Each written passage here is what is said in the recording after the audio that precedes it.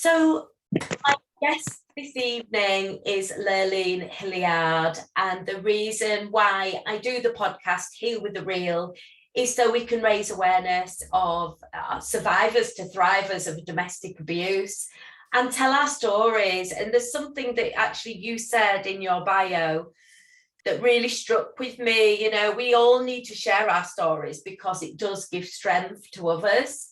Yeah. And that is, you know, one of the main reasons why I do Heal with the Real podcast, because it's about telling and sharing our stories so we can then inspire other women to come forward and share their stories. And, you know, if we can do it first, then we can do, you know, give that strength to others, can't we?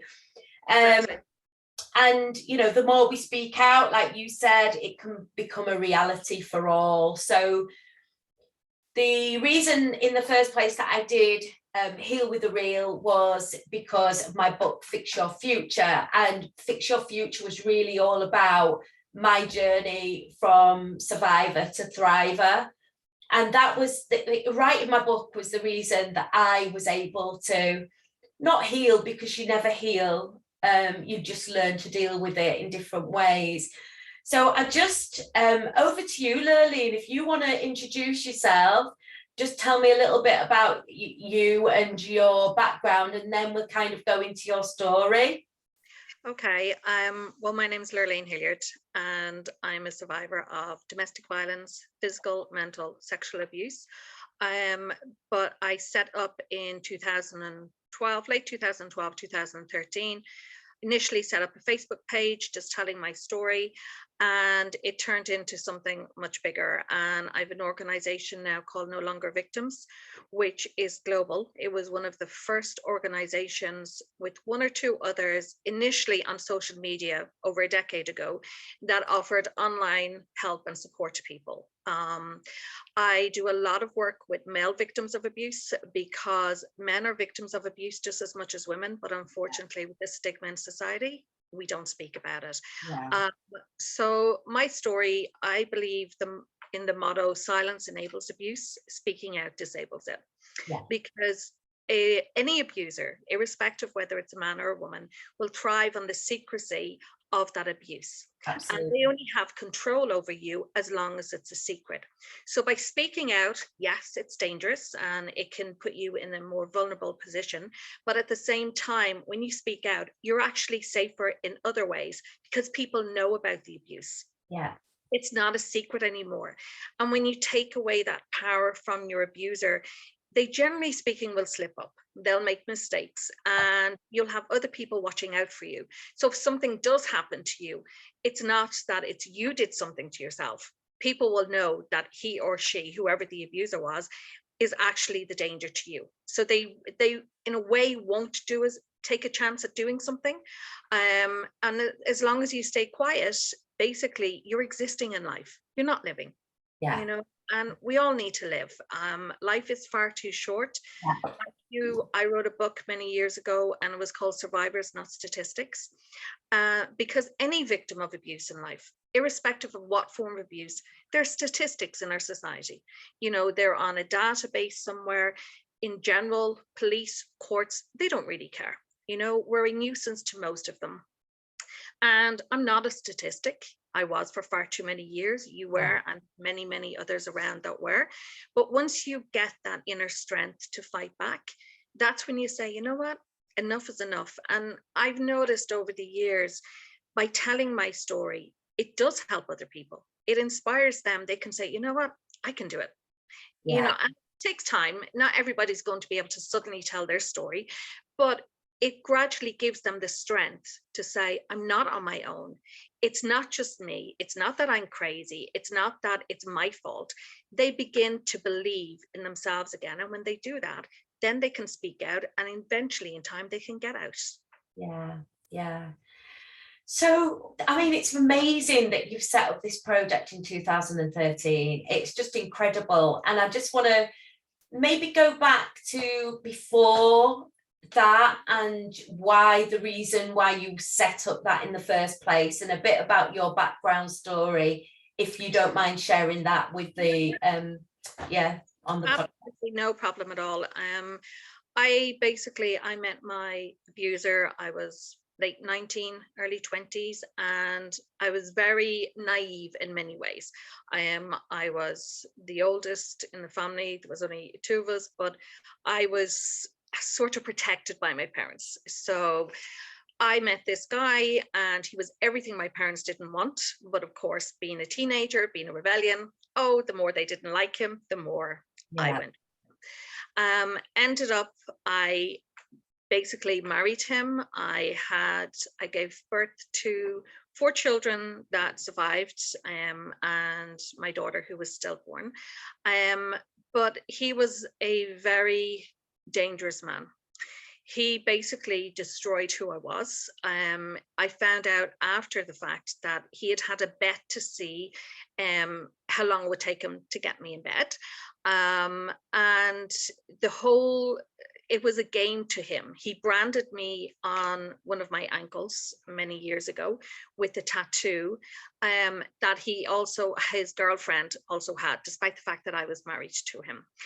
He wanted me to be able to remind him of her, even when he was not with her. He had a dream in life that he would tell me, and I had 4 sons. And his dream was, and I'll just say it, hopefully it's okay, but that I would basically piss into a bag and be fed through a tube for life. That was what he wanted to happen to me. And he would beat me, very clever in the sense that very seldom did I have bruises on my face. Generally speaking, it was underneath my clothes where people couldn't see them. He would beat me. I was a human punch bag for him. One of my sons in particular, he would take it out on him as well. I remember one day having dropped my other sons to school and came back, and he was in the house, and I could see from the window, because the blinds were open, a kicking motion. So I ran in, and he was kicking with toe cap boots, his own son, and had smashed his head through the wardrobe. And when I went in, I did my best to try and drag him off, and he broke the handle on the bedroom door, and it was like a wrought iron type handle, and he threw it at me, and I had a jacket and a sweatshirt on, and underneath that, for weeks, I had an S shape on my ribs from the bruise from where he did it. To everybody else, he was the perfect father. He was, everything that you'd want. People thought material-wise, we had everything. But he was Satan himself. He would rape me on a daily basis, at least twice a day, maybe more, depending what mood he was in, whether he had drank. Eventually he turned out to be an alcoholic, but he wasn't always an alcoholic. So it's not that alcoholism caused this. Yeah, it's who he was. We basically lived our lives in fear. I would sleep with a knife under my pillow and like bottles of bleach, and I don't know what I thought I was going to do with it, because he was an exceptionally strong man. But he was a manipulator. He was a narcissist, and he had more affairs than he had hot dinners. He was constantly having affairs. I never knew if today was the day that I would die.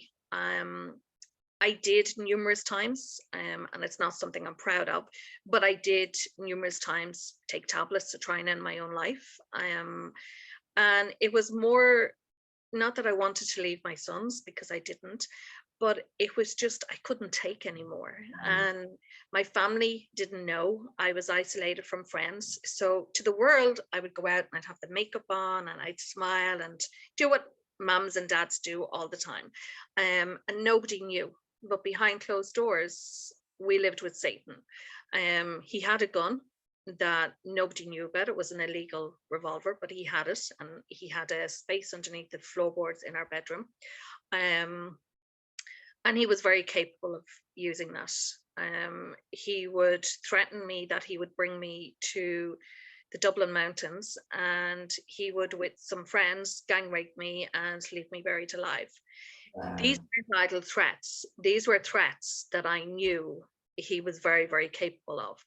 A number of years ago, we had a townhouse in Spain, and we'd go down there. I'd go down with the boys for 5 or 6 weeks during the summer, and then he'd come down as well.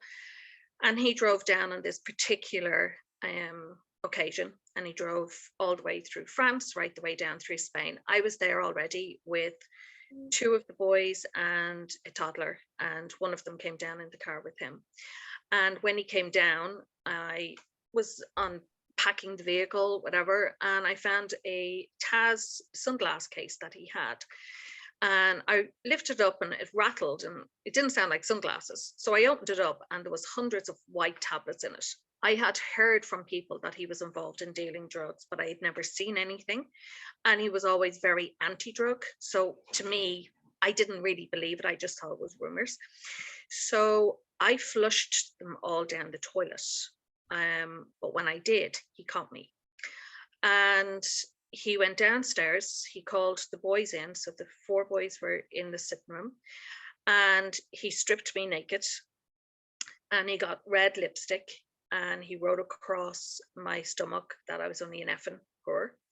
And he marched me downstairs in front of the boys naked. I was hysterical because, like, these are my sons. This is not something that they should see. And I was mortified. I was trying to hide myself. One of my sons was fighting him back, but it made no difference. And it was ongoing. It was ongoing. He would try and strangle me. It was just nonstop. I don't know how I'm alive today, except for one of my sons who got the blunt of it from him, but who also would protect me, even from he was like a baby or a toddler. He would always fight back. And I suppose it took until my daughter Chelsea, who would have been 25 this year. I was 22 weeks pregnant with her, and he raped me, and he also beat me in my stomach. And I had to give birth to her on my own days later. I had been brought to the hospital the next day, and he left me in the hospital. He told my parents he was actually with me, but he was with his girlfriend. And I was told that my baby was dead, and that I would have to deliver her normally because it was too dangerous to give a section for some reason. So they wanted me to stay in the hospital because they said that I could hemorrhage, and if I did, my life would be in danger. But I was forced to go home. He wouldn't allow me to stay in the hospital. So I went home, and I went back in on the Monday, and I was kept in for a couple of days. And I delivered her on my own. He again was with his girlfriend. And I delivered this tiny little bundle the size of my hand. She'd piercing blue eyes. She just needed fat. She was 22 weeks. And I had to arrange her funeral myself from the hospital. I carried her coffin. And that was what gave me the wake-up call. It was going to be my coffin next if I didn't do something. It took me a number of years later before I did anything, because I knew how capable he was of killing me. And I would literally just be headline news, and everybody would think he was, the widow, and he was the poor husband or whatever, when that would not have been the case. Yeah. So eventually in 2010, he went to Canada. He was only there 10 days, and one of our sons had actually been beaten up and was in a coma. And he did not care. He just left him. I mean, any parent who has a child anywhere around the world, if something happens, the first thing you do is get on a plane if you're not there, and you go to where they are. He left him with me. And thankfully, he came out of it, and he's perfect now today. So we then started just getting our own life together. And about a year later, he came back to Ireland. He wanted to see the boys. And I said, okay. I would get so frightened of him that I would literally, when you hear like a ghost chattering, like rattling and everything, if he even came on the phone, that's the way I would get. I would not be able to stop shaking. It was an uncontrollable shake and a fear, because I knew what he was capable of, but nobody else did outside of our inner circle of the family. So we collected him from the airport. I can't remember getting home. I do know that I was drugged that day. He gave me something, and he viciously raped me with my son's literally 20 feet away in another room. And that was the one day that I said, when I came round, I was aware of everything he was doing. So I don't know if it was some type of rohypnol or something he gave him, because I was aware of everything he did, but I could not move anything. I could not scream. I could not move my body, but I was aware he was raping me and what he was doing to me. So a couple of months later, he had gone back to Canada, and a couple of months later, he wanted two of the boys to go visit him, which I allowed, because irrespective, one boy he had been abusive to, but the others he hadn't. So I figured, well, they need their dad as well, so maybe he might have changed a bit. So I let them go on what was meant to be a holiday. One came back, and the other 12, 11 years later, I don't even know my son. He's 25, 26 now. I haven't seen him since he was 14. He kept him. He sent the one back that wouldn't tolerate his abuse. And he kept my other son. And because I had given him permission to go over and visit his dad, that was taken as permission for him to stay with him, even though he didn't have custody. So I learned a lot about parental alienation and everything with that. And we had, at one stage, we had traveled around quite a few countries trying to stay safe, because he always wanted to take my youngest son. And in Ireland, because he's obviously the father, he could go to his school, he could go anywhere, he can just take him and get him out of the country, and there was nothing I could do. Eventually I got a court order protecting him, but it still wouldn't have stopped him. He could have been out of the country beforehand. So we moved constantly every year for 10 years. Every single school term was another county, another part of the country, or maybe even a different country that we were in. It was the only way we could stay safe. And then I decided that, you know what, I'm tired of this. Enough is really enough. And I went public, and people who were friends suddenly vanished because they don't want to know you. But it was hard. It was really hard. But by telling my story, I got so much support from strangers, actually, around the world. And then I started seeing how many men were actually going through the same type of abuse. With men, it's generally speaking emotional, mental, and also abuse with their children, where the women will use the children as pawns. And as I always say, parents need to love their children more than they hate their ex. It's very simple. The children didn't ask to be born, but they're used as pawns, and it's not fair on them. They're torn and they're left with emotional abuse. So we've gone through a lot. We've been on the run. We've had to do so much. We've been homeless for one stage. We were homeless for 8 months. We lived in our car. And prior to that, we were homeless when we were abroad for 10 months, and we lived in our car there, and that was like -40 and -50. But it's amazing how resilient you get. You appreciate things in life more. You appreciate people, and you don't trust people very easily. I think anyone who's a victim in life will find trusting people hard, because it's very difficult to try and tell people your story without them thinking, oh, they're playing the victim card. I tell my story not because I'm a victim. I don't see myself as a victim. I see myself as a survivor. Yeah. But I was that victim. I know what that black hole is like. I know how hard it is to dig yourself out. I know what it's like to actually say, you know what, I've had enough. I just want to end my life.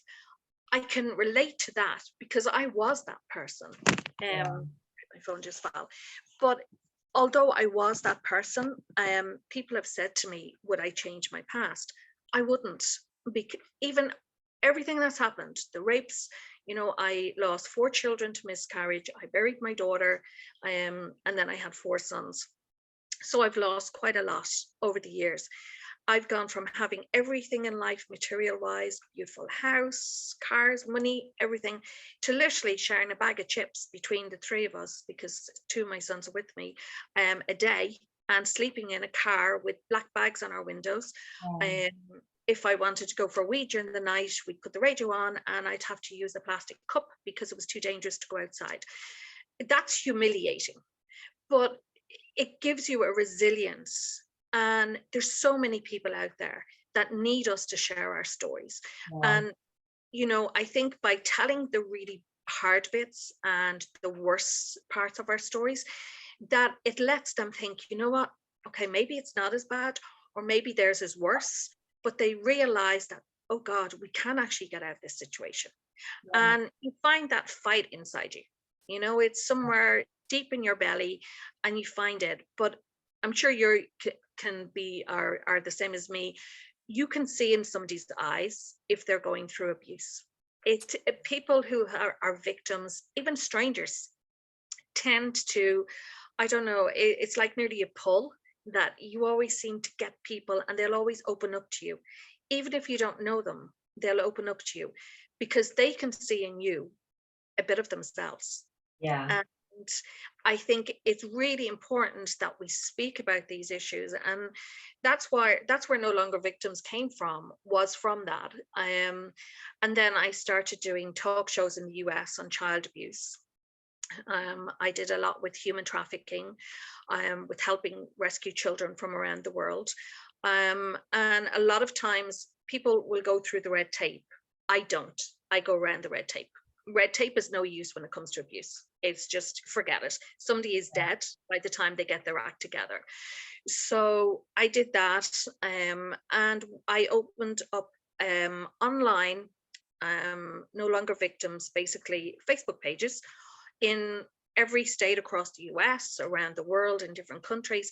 And everybody who monitored them or worked on them as administrators had been a victim of abuse. They weren't qualified counselors or those that had master's degrees, because no disrespect to anybody that has, unless you've lived that life, you have no right to tell me what I or anybody else is going through. I wholeheartedly agree. You've got to have had that lived experience to be empathic on, you know, with somebody's journey. Exactly. Whether or not, you know, like you say, that journey's been tougher than the other person, it's still abuse, and it's still, Exactly. you know, it's still your story, and it's still a trauma.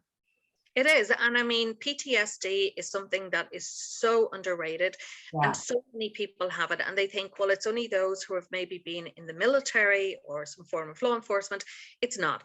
If you've gone through any traumatic experience, the night sweats, the dreams, the flashbacks, the fear of walking out the door, you know, all of these are triggers. And you could have somebody could walk past you with the smell of a certain perfume or an aftershave, and that can trigger in your mind your abuser on what you've gone through. And it can be horrible. People can have panic attacks, but all they want to do is say, oh, well, you need to get medication, and pass you off on it, and not actually find out what the issues are. And I see that so much with men. I do a huge amount of work with men, and a lot of women don't like me because they think, oh, men are the abusers. A lot of men are the abusers. My own abuser was my husband. But there's a lot of men who are being abused by women. Women are not angels. It's a two-way street. Oh, and I agree. And it's harder for men to even speak up about it. You know, they keep it very closed. Yeah. So many men just can't speak up, can they? So I completely understand where you're coming from, and you know, it's right. You know, we should be speaking up. It's not just women; it is men as well. Yeah. Because, like, if you think about it, like, children are victims of abuse. It's not just little girls, it's boys. But the mentality is that boys, if a little girl falls, everybody's, you know, sort of mollycoddling around her, she's okay. A little boy falls and, oh, you're fine, you're grand, you're a tough little boy. Little boys don't cry. So we put that mentality into children when they're growing up. Boys are be tough and you just take what you're given, and girls are the ones that cry.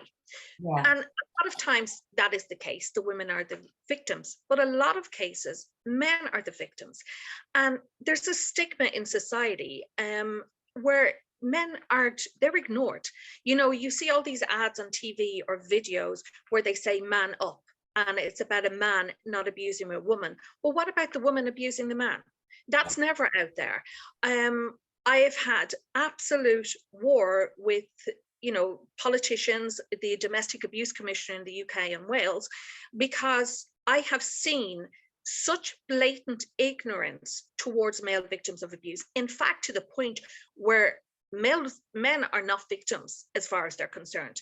And if you have those in power saying that men are not victims, well, then how can the police, the courts, or anybody else say that they are a victim when they're being told constantly the narrative is women are victims and men are the abusers? Yeah. And we have to stop it. Nobody should be a victim in life. Yeah. I couldn't care less, man, woman, child, if you're 2 years old, 22, or 102. If you're being abused, you're entitled to support, and for everybody not to judge you. I think one of the things that I've noticed with men is that the reason they don't come forward is, one, who's going to believe them? You know, you have a man go to a police station or even a domestic violence incident at home. The woman, like me, 5'4", nothing, and he's maybe 6 foot and a lot bigger than her. Who's going to believe that she's hitting him? They don't. Yeah. Automatically, they'll arrest him. And that's not always the case. Yes, she can cry, but his masculinity won't allow him to show it. So he goes, he gets arrested, he'll be restrained, he won't be allowed to go back to his home, he could lose his job, he will lose his time with his children. And at the end of the day, he's been the victim. Yeah. He isn't even the one that has done anything. So we have to change the mentality. And I think one of the things that we have to do is the media. You know, if you look at years ago, we had so many people that were in the lesbian, gay and bi community. Nobody spoke about that. It was like taboo. You just did not speak about them. Now, because of all of the publicity and because of the fact that they said, we expect and we want to be accepted like everybody else, which they should be, it's accepted. So men need to be accepted the same. Men are victims and women are victims. And until we have that balance in society, we're going to have men committing suicide. We're going to have these atrocities where men go out and possibly kill other people because they're so frustrated and nobody will listen to them. You know, I always say hindsight's no use when it comes to abuse, and it's not. We need to be proactive rather than reactive. Yeah. And the police, I mean, in the US and around the world, tend to be a little bit better than they are in the UK and Wales, especially when it comes to, like, there's a lot of police officers who are victims of abuse themselves. Who's going to believe them? You know, because they have a massive job. Or on the other hand, well, we'll just go back, because when you were a victim of your abuser, when you called the police, because I'm guessing, how many years ago was that? He died in, when did he die? 2000, this is 23. He died in 2020. The abuse stopped about 2011, 2012. When I would call the police in Ireland, it was just only for so serious, it would be comical. They told me that they would have to catch him in the act. So I said, okay, the next time he's raping me, I'll turn around and say, sorry, I need you to hold on a second. I have to ring the police so they can come and arrest you. That's not how it happens. We lived in a small country village, and his mum and his entire family had lived there. And I was very close to his mother. And she had gone through abuse. And she said to me, don't live the next 40 years of your life the way I did. Now, her abuse was nowhere as bad as mine, but it was still bad enough. Any abuse is bad. And I went and I told the local police so many times about what was going on. I actually said, if I end up dead, it's not an accident. Yeah. He will have murdered me. Nothing was ever done. You know, now they're looking at it differently in Ireland, but it's, you know, it's not good enough. Too many people have lost their lives. Yeah. They've lost their homes, they've lost their sanity. And for what? Because people are afraid to accept the fact that abuse happens. You didn't ask for it. I didn't ask for it. Nobody asks to be a victim in life. Yeah. And you're right, Lurleen, that exactly the same thing happened to me. They said, well, we need proof. Yeah. And I ended up having to get CCTV, so that I ended up getting that proof. But it's right. How do you get that proof when it's happening? But even then, if the police came round to my house, you felt like you were the victim. Exactly, because they're not the victim, sorry, the perpetrator, because of the way that they handled it. And you didn't want to call them again after that because of the way that it was. You felt embarrassed, ashamed. I remember once Child Protective Services had been called, and with my children sitting in the sitting room with our abuser, we were asked by the child protection officer, are you abused? No, we're fine. There's nothing wrong. Somebody must have made a false call or whatever, knowing damn well that she was there for a right reason. But how could I tell her anything? He's sitting in front of us. Yeah. She was that day, and maybe my children would have been taken into care. So then I would have lost my children. They would have lost their home. But more so, we may not have even survived that night, because if the abuser knows that you're about to expose them, especially to the police or Child Protective Services, they will get extremely dangerous because they'll go into a panic. They don't want to be exposed. Yeah. And I think the police in particular need to have an open mindset. They need training. I don't know how much training they get in relation to domestic violence, but I know they don't get enough. Yeah. And it's not good enough for them to say, well, we do it in a textbook, we learn it in a course. It's, the best person to help an alcoholic or a drug addict is a reformed alcoholic or drug addict, because they know how far to go. They know what the pain is. They know the different issues with it. Yeah. The same with a victim of abuse. Yeah. If we don't have police officers and courts and judges and solicitors speaking to victims and listening to us, not just hearing what we're saying, actually listening to what we're saying and telling them the different issues and how to recognize a true victim over somebody who's just maybe gaslighting and pretending it's them when in fact they're the abuser. We're going to have such a spiral of abuse. And we've children that are growing up now that in another 10 years, they're teenagers. They're young men or young women who have lived through abuse or are going through abuse now. And those men, a lot of them will get into maybe the wrong, path in life, because they'll take the criminal road so as they feel belonged, and it can be macho and it'll hide out what they're actually going through. They'll be homeless. When the reality is, if we actually, as a society, took time to listen to them, a lot of those kids that are maybe in juvie now, that are on the streets, that are homeless or are considered to be an absolute nightmare and delinquents, wouldn't actually be in that situation because they've gone through hell. But who's listening to them? Yeah. And it's very, very wrong. And it infuriates me to see so many people going through so much. But yet, they say they support us, but they don't. For example, when I started the #Men2 campaign late last year, as I said, the domestic abuse commissioner in the UK and Wales, who has absolutely no experience whatsoever in the field of domestic violence, right, has advertised jobs, and you don't need experience to work in the office in domestic violence. Well, if it's an office for domestic violence, wouldn't you expect them to have people there with experience?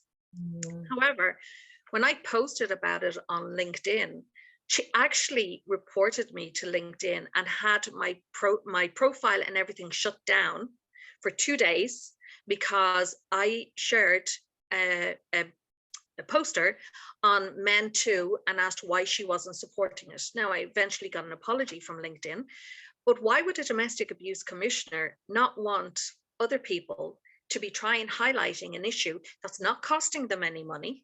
It's not costing any budget. All it is sharing the fact that men too are victims. Women are victims, men are victims.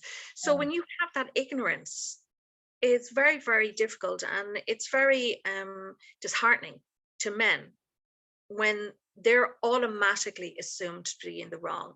And I've seen the damage that they can do. I've dealt with a lot of police officers who are victims, and I have seen how their peers, they literally are, they try and get rid of them. They dismiss them. And there's been a few actually on LinkedIn just recently about women police officers that have been victims by the male officers within the force, and it's all just coming to light, and it's been covered up, or they've been moved on into different departments and been told to be silent. And that needs to change, doesn't it? Things like that. It has to change. And I've actually spoken to quite a few male officers in the UK who have been victims of abuse within the police by women officers. Okay. And when they complain, they're ignored. They're ignored. But when the women complain, it's accepted. So you can't have discrimination. I mean, everybody's saying that, women are the only ones that are victims and men are the ones that are the abusers. That's not the way it is. We don't have any statistics anywhere in the world to validate the fact that there's more women abused than men, because there's no statistics or proper research done in relation to male victims of abuse, because they don't come forward. Yeah. So men come forward, and it's, as common for a man to report abuse as it is for women, we can't actually get any valid statistics on it. Yeah. They say that 1 in 3 women and 1 in 6 men are victims of abuse. And that probably is, close on it. But I'd say, to be honest, if we had a world survey in relation to the abuse that men go through, if all men who were genuinely victims of abuse came forward, I think society would be shocked, but unfortunately, shocking is not something that society likes. It's not politically correct. So Lurleen, tell me, you've left your victim. How are you then recovering? What's your recovery journey like? Did you use any particular tools? How did you start your road to recovery? I started mine very simply, actually, with the law of attraction. Remember the book years ago? And the positivity, and just reading different quotes and then trying to believe in them. It's very hard. I never went to a counselor. I never went to, I was on antidepressants, as most people are at some point when they've gone through it. But I never spoke to anybody about it because I always felt I'd be judged. The only place I was never judged was when I was actually talking to strangers on social media. Yeah. So by writing my book, that literally was such a relief for me, because finally it was in writing. It was down there. I didn't care if I sold 1 book or if I sold 1 million. It wasn't about that. It was about telling my story. And it's like a massive weight off your shoulders when you actually finally put it out there. Yeah. You're no longer ashamed. I've scars in both of my eyebrows, and for years I would have like fringes and I'd have my hair down to hide them. Now I couldn't care less. If anyone sees them, they're my battle wounds. I survived. I'm proud of them. Yeah. But motivating and inspiring thoughts and messages and stories by reading them and constantly, I suppose, brain training myself from being a victim to actually believing that there is hope and there is light at the end of the tunnel. To be honest, it has taken many years. Like everyone else, I've had dark days, and sometimes it will come back to you. When he died, despite the fact of everything he'd done to myself and one of my sons, we actually were the ones who fought for him to actually have a proper burial and a funeral. It was during COVID, so it was very difficult at that time. But it was something, I could not allow the hatred I had for what he did to destroy who I was. Yeah. I couldn't allow it to devour. I have a huge heart, and I wasn't going to be consumed by hate. And forgiveness is really key, isn't it? Not forgiveness for yourself, but forgiveness for what's happened, I think, is really important. Yeah. Something that you hit on as well about writing your book, it's that I call it a page dump. For me, it was a complete page dump, because it's just getting all this information that you have in your head that you've held on to for such a long time, and you've got it out on paper. And just freeing. It was so freeing for me to get my book out. And for 6 months I sat on that book, because it was a shame of, oh, well, what will people think of me? What ifs? There were all these what ifs. And then it was like, no, what now? What now? I need to be telling my story. So I completely am there with you. And law of attraction for me as well was one of the key things, you know, positive affirmations and you know, reaffirming that you are enough in the mirror. A lot of mirror work for me works. So you did your law of attraction. What was next? What was the next part of your steps? I think it was starting to believe in myself again. Like you, I did forgive him, but you never forget. You know, you can forgive so that you're not allowing it to control your future, but you won't forget. You know, you will never ever forget. And I think it's important that you don't forget, because if you forget, then you could allow it to happen again. So it's important that you don't. Believing in myself. I mean, you said about mirror work. I, even to this day, find it very difficult looking into a mirror. I absolutely despise looking at myself in a mirror. If I put makeup on in the morning, half the face is in the mirror putting the makeup on, and then I can look at the other face, because I can still hear him telling me I'm ugly and whatever. And I know that's wrong. And I'm great at giving other people advice on it, but sometimes we don't always take our own advice for it. But believing that there's a life, believing that not all men are evil, because there's a lot of very good men out there, like there's a lot of very good women out there. And just focusing on what was important to me, which was my family. As I said, I had 4 boys, 2 of them. My eldest son is the image of his father. I have absolutely nothing to do with him. He's a very dangerous young man. And my other son, who he had taken many years ago, is along that path as well. So I have 2 of them in my life, and I'm very proud of them. They've achieved a huge amount in life, and they're my life. They're my reason for getting up every morning, because I had to allow them to see how a woman should be treated. You know, it's important that we broke the cycle, because the cycle of learned behavior, it continues. You grow up in it, you see it, and then you use it as an excuse to go on. So thankfully, 2 out of the 4, but these 2 have, you know, respect for women. And I've done some talks. I've done a lot of publicity. I haven't done a bit actually on radio for quite a while now, to be honest with you. But I think I want to focus on doing talks to inspire people, to motivate them. Because I think the more we do that, the more we can put a focus on what needs to be done. You know, I see all of these millions of pounds being spent on budgets apparently helping victims of abuse. You don't need millions of pounds. You actually just need the right help.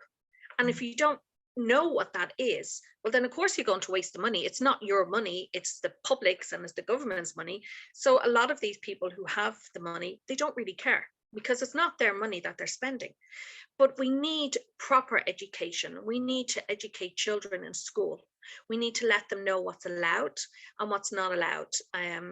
You know, it's even like when we're talking about children's bodies, you know, we don't tell them, oh, that's your boobs, if that's a vagina or a penis. We give them different names. We as adults make it difficult for children, or we say it's their private parts, whatever. So then they grow up with nearly a stigma where they can't mention that. It's, you know, it's the same as fingers and toes. It's part of our body. We need to let children know and educate them. It's okay for this to happen, but it's not okay for this to happen. We need to believe children if they're abused, but we also need to believe adults if they're abused. And we need to do it as a society. And I think intervention is so important in schools. You know, I'm a funding and bid writer, and I've just written a funding bid for an organisation called Soundproof Box, and they deliver a red flags project. So they do forum theatre, and all the audience has the red flags. and it's a young couple that go through a relationship of coercion. And if they spot any signs of coercion throughout the play, they have to raise their red flag. So it's a brilliant project. And I was so pleased that they got the funding for this particular project. But I think more projects like this, you know, that are going into schools to do that, to just let children understand what unhealthy relationships look like, because there's so much narcissism at the moment. You know, it's just drowned, isn't it, by people. It is Narcissistic. It's and people don't understand really what a narcissist is. And you know, they, you know, when you hear about a child being abused, people think, oh, that's terrible. Well, there's a very valid FBI statistic, and it's one that I've used for a number of years, and I know it's legitimate because I validated it. But they have stated that a child will have been abused 100 up to 121 times before he or she is believed for the first time. A child has to tell 7 adults before one will believe them. If a child tells you they're being abused, you do something. You know, you help that child, because if they're not believed, they're not going to tell, and they may not get another chance. So we have to educate our children. We have to educate the educators. We have to educate society. And as a whole, we have to just be more open. You know, we have allowed so many politically correct, or political agendas, should I say, to control us over the years and to brainwash us. And at the end of the day, human life is human life. All of our blood is the same color. We all bleed red, you know, irrespective of our skin color or our gender. If we're suffering, we're entitled to have somebody help us. And that's what we need to. It's very simple what has to be done. It does not take money. I mean, if you look at any advert for any new toy for a kid, it will be blasted everywhere. It gets everybody's attention. It'll be in the newspapers, it'll be on the TV shows, it'll be on posters. Children, adults, everyone will talk about it. Well, why don't we do that for abuse issues? I mean, I didn't know what a narcissist was until 2020, till I went away and did that work. You know, I found out on YouTube. I didn't know I'd been ghosted, and I was like, well, what do I do? What, you know, what is this ghosting? And it came up that, you might be codependent. And then it just sent me on this roller coaster of learning actually what a narcissist was. Do you know what? It's been absolutely lovely having you on, and it's been you just had some really brilliant conversation. What's next for you? What's next for you? I don't know. I was considering taking a different direction, but no matter what I do, I always seem to come back to this. I really would love to start doing more talks, whether that's nationally or internationally, because I think the more we can speak about it, the more we can help, you know, and sharing my story, your story, or anybody else's can help one person. Well, then that's one person we've helped, and then they can win, and it snowballs. So I would love to do more publicity, and I have some different programs how we can help victims of abuse, and I'd really like the agenda of male victims of abuse to be brought forward. I would like, you know, you've been absolutely amazing by even allowing me to speak about it, because a lot of people won't. It's such a taboo, and I mean, it could be your brother, your husband, your father, your friend, your son who's that victim. Wouldn't everybody want their family member to be supported? And that's the way we have to look at it. It could be us. But the future, I don't know. That hasn't been written yet. I just want to be happy, safe, and to do what I can to help others. If I can help other people, well, then that's all that matters to me. Yeah, and that's the same for me. You know, you're right. As long as we can just help one person or reach one person, it doesn't matter, we're helping somebody else. Yeah, and it makes our journey worthwhile, because it means what we've gone through by sharing our story has helped somebody else. So all of that pain is like nearly when you have a baby, you forget the pain after you have the baby, because the joy. It's the same with this. When you share your story and you know it has helped other people, then it's worthwhile. And that's all it's about. It's, you know, we need to go back to old school values where we help other people, not because it's for material reasons or money or an agenda. It's because it's the right thing to do. Yeah, yeah. Lurleen Hilliard, you have been amazing. Thank you so much for being on the podcast. I just really appreciate you coming on, being so open and honest about your journey. And I'm sure that you've helped some with other women or men out there. You've been amazing. Thank you so Thank you so much for having me, Amanda. Take care. Take